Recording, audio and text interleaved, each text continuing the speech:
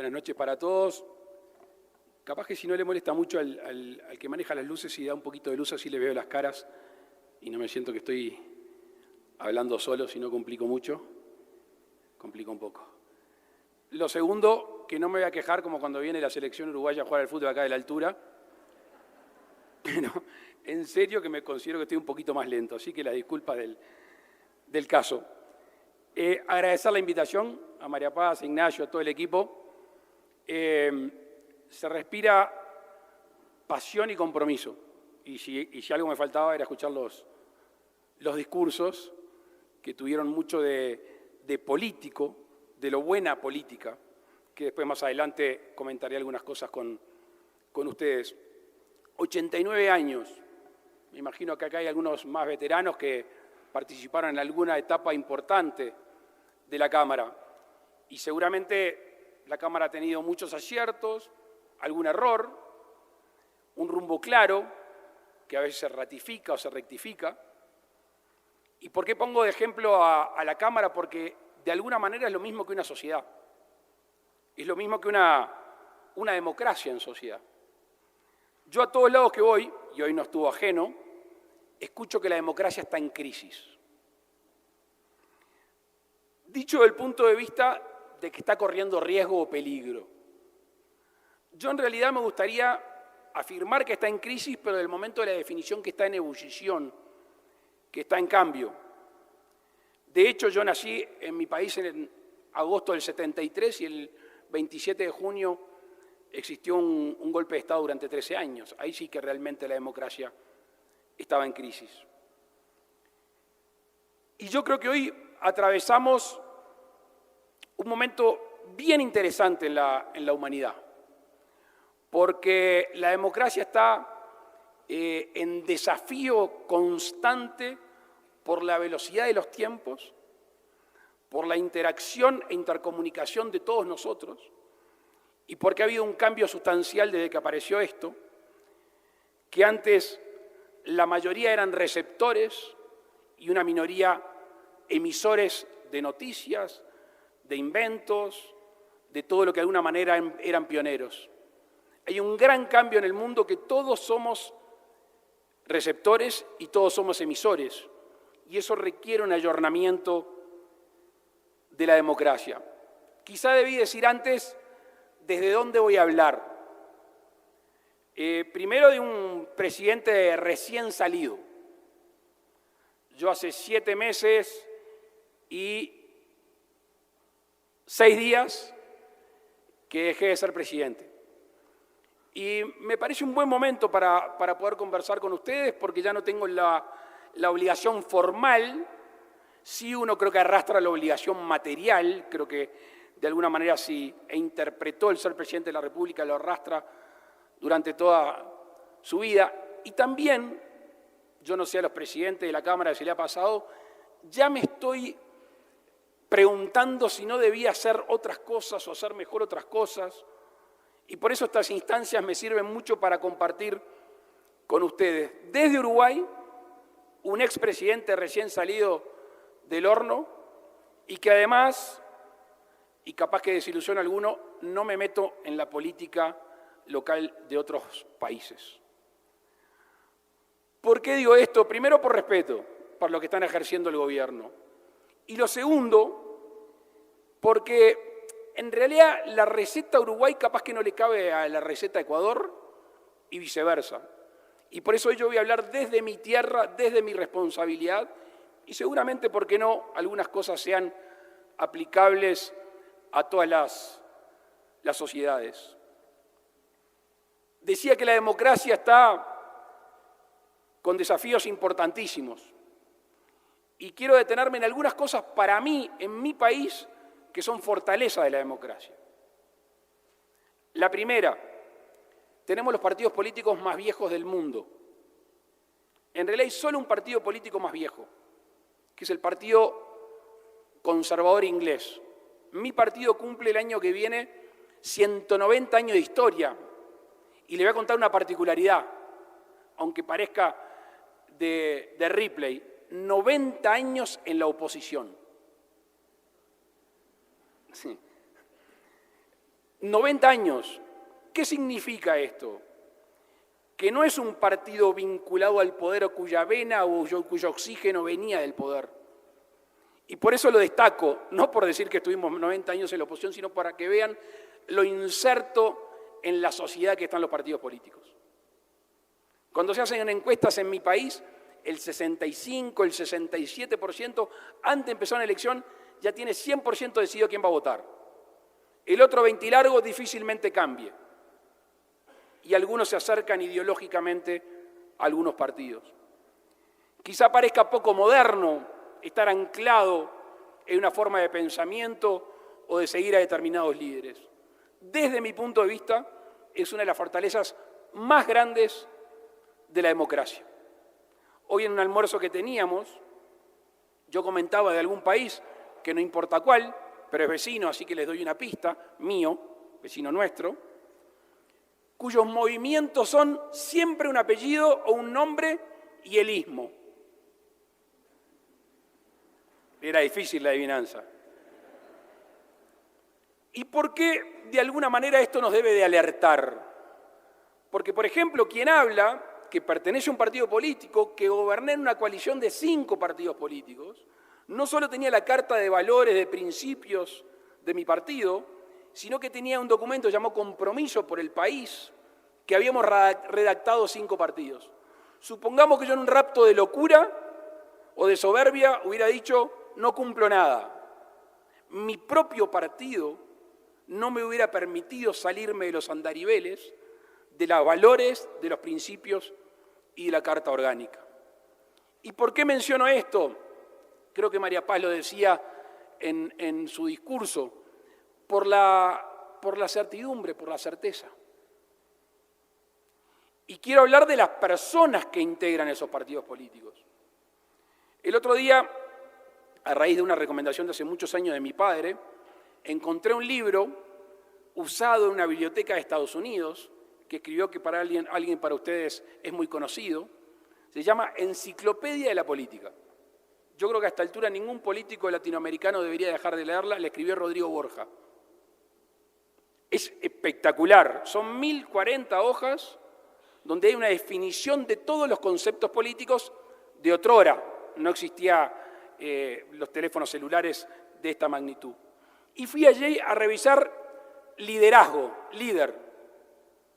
Se ve que le había agarrado un tiempito porque estaba todo subrayado de amarillo y establece algunas cosas que para mí son determinantes.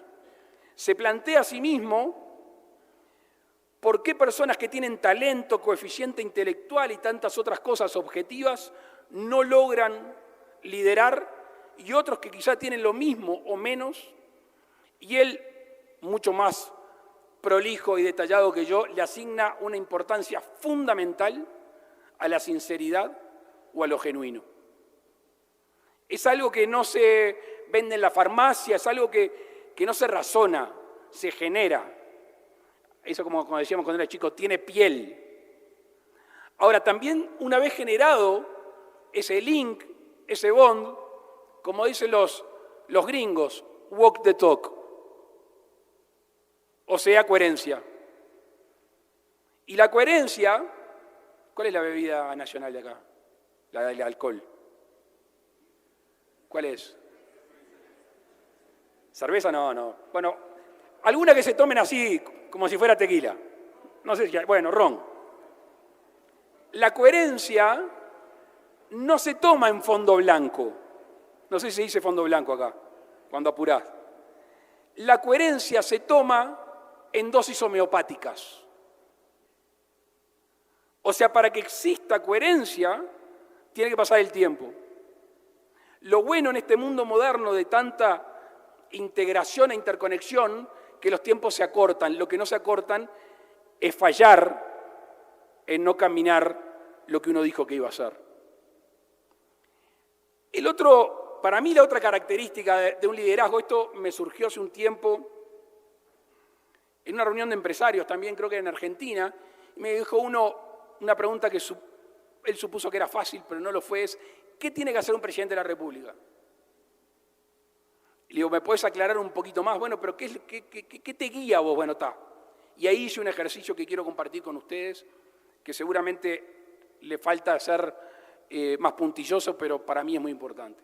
Lo primero, lo hablaba hace un rato con los partidos políticos, ser fiel a tus valores y principios. Los valores y principios no son un traje que uno se saca cuando entra a una presidencia, a un ministerio o a una asamblea legislativa. Segundo, ser fiel al compromiso que asumiste con la sociedad. Si yo hice campaña política diciendo que esta era mi agenda, este era mi programa, actuar en consecuencia. Y si de alguna manera no lo puedo hacer, explicar las razones. Y tercero, y esta es la que más me interesa, que no está muy de moda mundialmente, lamentablemente, y a veces en líderes muy importantes, es gobernar para todos. ¿Cómo haces para gobernar para todos si una parte de la población no te votó, no te quiere, no confía quizá en ti y no tiene la misma ideología, el mismo conjunto de ideas? Bueno, lo primero que hay que hacer es respetarlo. Algo que parece tan simple y tan de perogrullo. Yo siempre asumí que el presidente es como el padre de una gran familia, que es muy diversa, que hay distintos gustos, distintas oportunidades, distintos sueños. Y nosotros lamentablemente estamos viendo en el mundo presidentes de países muy importantes que parten de la división como herramienta más importante. Y yo que soy un defensor de la actividad política, yo soy un político profesional, lo creo una profesión honorable, esto no le cuente en Uruguay, pero me gustaría que un hijo mío le dedique su tiempo, un hijo o una hija mía, a su país. No puedo aceptar que una herramienta válida de un líder, un dirigente político, sea la división. Es más, si no es capaz de unir, ni siquiera va a ser capaz de cosas que son importantes y que son cotidianas. Mi padre es un tipo muy culto, muy instruido, y el otro día yo tenía que ir a Cartagena a una conferencia y me andaba dando vueltas el tema de la visión. Fui a la Real Academia Española y no me encontré con la definición. Había visión de este tipo, había visión religiosa, pero yo le necesitaba la visión política. Como puede ser la visión empresarial. Y fui y le dije, papá, ¿cómo se gesta una visión? ¿Cómo conformás una visión? Y me empezó a decir cosas que eran bastante normales, que estábamos de acuerdo. Conocer la materia prima, que es la geografía, y a la gente, o sea, la geografía política, tener un sueño, pero después hay algo en el medio que no logró explicar ni mi padre ni yo, por suerte, que es cuando uno está compenetrado realmente con su población y que dice, es por acá, es así, y es capaz de explicarla. Porque una visión no puede ser abstracta, una visión no puede ser personal, tiene que ser compartida. Y otra cosa que yo le asigno importancia en la democracia, en los partidos políticos, al político profesional, es algo que también estuve lidiando internamente, pero más, esto capaz que es más para hablar con un psicólogo que con ustedes, pero capaz que me ayudan. Cuando yo venía rumbo a dejar la presidencia de mi país, empecé a decir, 25 años, pues yo soy diputado de los 26, después salí senador, bueno, de los 26 años que estoy en la función pública. Dije, de un día para el otro me voy a despertar para irme a dormir y sin tener la responsabilidad de cosas de mi país. Y pensé que me iba a generar un vacío enorme. Y en esa elaboración dije, ya sé lo que tengo que hacer. Tengo que transformar el poder en autoridad. Y esto no es un juego de palabras. De hecho, algunos pensadores griegos lo usaban al revés, según me enteré. El poder formal te lo entrega la ciudadanía y tenés las competencias, los derechos y los deberes que te da la Constitución y la ley. La autoridad para mí tiene una profundidad mucho mayor, que es un vínculo que se genera intelectual, afectiva y moralmente. A ver, ¿podés tener poder sin autoridad?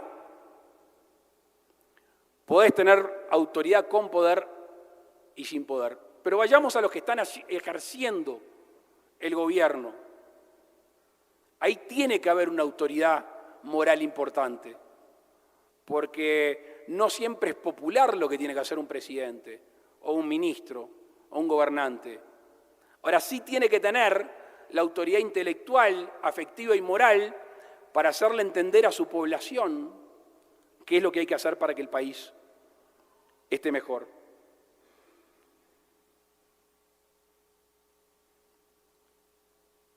El contrato social. Hoy hablábamos con María Paz de la Constitución y yo le preguntaba un poco. Así que sáquenlo de la coyuntura, pero sí quiero hablar de la coyuntura en general. A veces los políticos nos vemos tentados por creer que el momento que estamos viviendo es el más importante de la historia y procedemos o intentamos hacer cambios según la coyuntura. Nosotros tenemos que tener la capacidad de vivir la coyuntura, de modificarla, pero saber que nuestras acciones tienen que perdurar en el tiempo.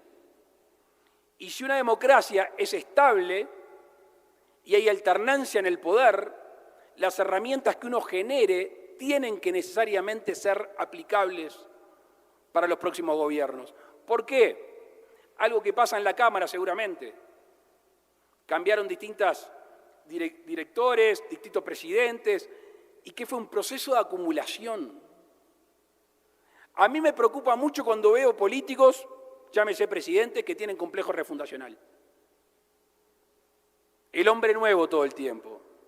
Yo lo digo en Uruguay y estoy seguro que ustedes lo pueden decir en Ecuador. Lo dije creo que el día que asumí. Uruguay es una gran nación, un gran país construido por mucha gente durante mucho tiempo de distintas ideologías. Y como mucho uno que hace, se queda con lo bueno y eventualmente descarta lo malo. Porque es atentar contra la propia tradición, contra la propia historia de un país, creer que todo lo que vino antes o pasó antes fue peor. Y además, y no menor, y acá estoy hablando básicamente ante empresarios, pasamos a otro tema que es vital, la institucionalidad. Esa palabra que parece tan rimbombante, pero es la vida cotidiana de las instituciones, de las organizaciones. ¿Por qué algunas inversiones llegan a algunos países y a otros no cuando tienen las mismas condiciones climáticas, geográficas, de relaciones con extranjeros? Porque hay algo que es lo que busca cualquier ser humano, que es la capacidad de tener confianza y certidumbre a mediano y largo plazo. Y por eso la fortaleza de las instituciones es algo muy necesario en cualquier sistema democrático y cualquier organización. Y le voy a agregar algo, porque a veces tenemos una tentación, aquellos que dirigimos organismos, de generar leyes perfectas, de generar leyes que en el papel son para un premio. Hace muchos años aprendí un concepto que puede tener alguna modificación, pero me gustó mucho, que era la diferencia entre el derecho anglosajón y el derecho latino. El derecho latino tiene o tenía o tiende a tener leyes rígidas de cumplimiento flexible y el derecho anglosajón tiene leyes flexibles de cumplimiento rígido. Entonces, sin ir a la comparación del common law y de todo eso, que es más para juristas, yo creo en aquellas sociedades que apelan a la libertad responsable. Si ponen en la calle Pou y libertad responsable, verán que fue algo que yo dije durante la pandemia, cuando se me pedía encerrar a la población, decretar cuarentena obligatoria, partidos políticos, sindicatos, algún amigo, algún familiar, el sindicato médico, y yo me negué porque iba contra todo lo que yo creo, aquello primero que es valores y principios. Entonces, una sociedad con normas no escritas, con costumbres de muchas generaciones, si cumple con esas relaciones flexibles, pero a rajatabla seguramente tenga más certidumbres que aquellas que tienen leyes muy rígidas, pero ninguno está de acuerdo en hacerlas cumplir y tampoco están de acuerdo en sancionar el incumplimiento por parte del Estado. Ahora, por ahora todo lo que conversé con ustedes, desde mi punto de vista, no es un fin en sí mismo, son medios, son organizaciones, normas que el individuo se pone de que camina erguido sobre este planeta, pero ¿para qué lo hacía? ¿Para qué? A mí se me ocurre que buscando la felicidad, y a mí se me ocurre que sin libertad no hay felicidad. En un discurso que me tocó dar en las Naciones Unidas, terminando dije, si alguna falta hacía, aunque yo creo que no, la pandemia nos demostró que todos somos uno. O sea, como nunca, el mundo y los países están cada vez más unidos, con lo cual esa falsa dicotomía entre la libertad individual y la libertad en comunidad, creo que cada vez cae más en desuso. Básicamente, uno puede ser totalmente libre si el entorno, si su comunidad, si sociedad no es libre. Y aquí quiero pasar a otro elemento que quizá atente contra los ortodoxos, o capaz que los haga pensar, que es la participación del Estado en la vida de los pueblos. Están aquellos que creen en la economía planificada, que el Estado tiene que hacer todo, hoy lo hablábamos en el almuerzo, y están aquellos que creen que el Estado no tiene que hacer nada. Bueno, yo por suerte no me afilio ni con unos ni con otros. ¿Por qué? Porque seguramente todos los que estamos acá, hoy de noche nos vayamos a dormir calentitos, bien comidos, en un auto, mañana no tengan que preocuparse ni por su trabajo, ni por la educación ni la salud de sus hijos. Básicamente los que estamos acá. Ahora, en cualquier lugar de Ecuador, y voy a hablar de Uruguay porque dije que no iba a hablar de este país, pero aplica, no todo el mundo tiene esas herramientas para gozar de la libertad. Y por eso el valor de la justicia, desde el punto de vista de la actividad del Estado, también es importante. No que todo el mundo se cuelgue y que el Estado sea el gran padre, porque de alguna manera se es injusto y se desvirtúa. Pero en temas educativos, en temas de salud y en temas de vivienda, y seguramente me esté perdiendo algo, es importante la presencia del Estado para generar igualdad de oportunidades a aquella gente que no puede gozar de su libertad por algunas condiciones geográficas, económicas, sociales o culturales. Se hablaba aquí del trabajo y del trabajo de los jóvenes. Yo soy un enamorado de las nuevas generaciones. Para empezar, porque tengo hijos, tengo mellizos de 21, varón y nena, y un hijo varón de 19, y la verdad que, lo digo sin ningún prurito, son mucho mejores que yo. Son mucho más conscientes del entorno, son más tolerantes, no sé, quizá este mundo los ha llevado a ser mejores. Tienen un desafío, que es que el conocimiento se duplica cada menos de 3 años. Tienen ellos, tienen nosotros, que estamos como los celulares que no tenemos que actualizar todo el tiempo. Pero imagínense cuando nosotros éramos más jóvenes, que pertenecíamos a la generación de la tele blanco y negro, a la generación de los que llegaron a la luna, a la generación de los Beatles. Es muy difícil a las nuevas generaciones pedirle que se anclen porque están en continuo cambio. Es muy difícil pedirle a veces que entren en una organización de pantalón corto y se jubilen de esa. Van a vivir 4, 5 y 6 vidas. Lo que sí le podemos dar es educación de calidad, herramientas de calidad. Y ahí tenemos otro fenómeno que es complejo. No sé si pasa en Ecuador, pero sí pasa en Uruguay. Cuando en las encuestas de opinión pública se pregunta cuáles son las cosas más importantes que necesita el país, un margen muy chiquito dice educación. Y cuando vas a ver quiénes contestaron educación, uno que diría, los que no la tienen, los que más la necesitan. Y ahí entramos en un círculo vicioso. Los que reclaman más educación son los que conocen la herramienta y los que creen que esa herramienta son un factor de ascenso social. O sea que ahí sí tenemos un problema. Si el conocimiento se duplica casi cada 2 años, si tenemos esta generación que no tiene anclajes en algunas cosas importantes, en unas bases, y que la educación la van a recibir de distinta manera en este mundo moderno, el que estudia, el que avanza, crece exponencialmente, y el que no lo hace no es como antes, que se quedaba quieto, lo atrasan. Y ahí es donde generamos las brechas sociales importantes que eventualmente tienen a gran parte de la sociedad frustrada. La sociedad frustrada que los políticos tienen que entender, porque lo más fácil, de alguna manera, es no mirarlos. Y por eso la capacidad que tenga una sociedad de canalizar la frustración colectiva es muy importante. Teniendo en cuenta algo, que por lo general, y sigo sin meterme en Ecuador, aquellos que más necesitan son los que más se esfuerzan, menos gritan y más buscan sus cosas. Y a veces los gobernantes tienen la tentación, veo que acá no es el caso, de escuchar a aquellos que son más violentos, más rompen y más destruyen y no construyen.